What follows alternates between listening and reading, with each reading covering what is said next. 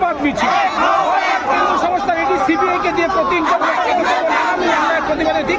আইপ্যাকের কর্ণধার প্রতীক জয়ন্তের বাড়িতে ইডি হানার প্রতিবাদে পথে নামলেন বানারহাট ও ধূপগুড়ি ব্লকের তৃণমূল কংগ্রেসের সমর্থকরা।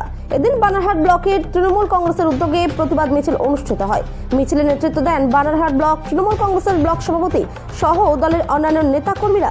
একই সঙ্গে ধূপগুড়ি ব্লকেও প্রতিবাদ কর্মসূচি পালন করা হয়। সেখানে ধূপগুড়ির বিধায়ক নির্মল চন্দ্র রায় নিজে পথে নেমে ইডি অভিযানের বিরুদ্ধে সোচ্চার হন। এই প্রতিবাদ মিছিলে শতাধিক তৃণমূল সমর্থক ও কর্মী অংশগ্রহণ করেন। প্রতিবাদকারীদের অভিযোগ, কেন্দ্রীয় সংস্থাকে ব্যবহার করে রাজনৈতিক উদ্দেশ্য প্রণোদিতভাবে বিরোধীদের হেনস্থা করা হচ্ছে। জলপাইগুড়ি থেকে খাদিমুল ইসলামের রিপোর্ট, বিগ নিউজ বাংলা। কেন্দ্রীয় সংস্থা ইডি যে নাকি কেন্দ্রীয় সরকারের অঙ্গুলি হেলানো অর্থাৎ বিজেপির অঙ্গুলি হেলানো চলছে, তারা আজকে আমাদের তথ্য ডাকাতি করবার জন্য আমাদের অফিসে হানা দিয়েছে। তারই প্রতিবাদে আমরা আজকে পথে নেমেছি, রাজপথে নেমেছি।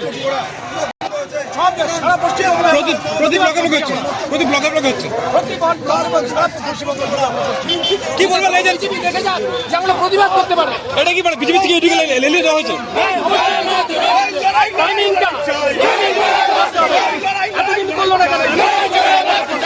এই যে ভোটের মুখে তৃণমূলের সব প্ল্যানিং দেখা যাচ্ছে।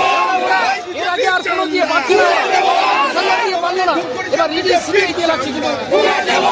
মানে তৃণমূলের যে সব কিছু নিয়ে গেছে, মমতা ব্যানার্জি সব ফাইলে করে নিয়ে গেছে।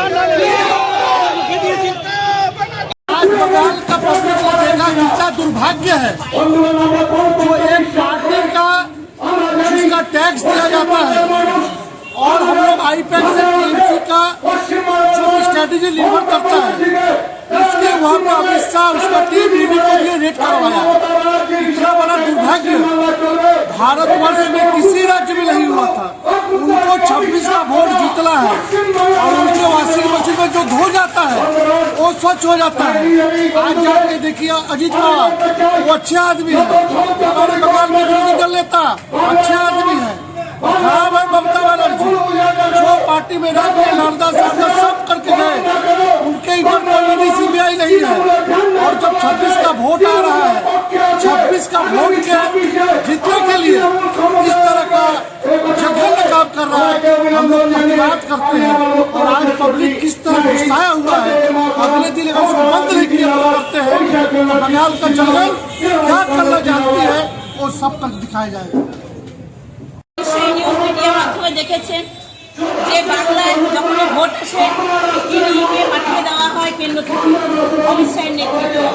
এবং আমরা জানি যে আমরা বাংলায় আমাদের যে তৃণমূল কংগ্রেস দল, আমরা সেই একটা সংগঠনকে পরিচালনার জন্য আমরা একটা দলীয় একটা সংস্থাকে আমরা রেখেছি, তাকে আইপ্যাক বলে, আইপ্যাক নামে পরিচিত।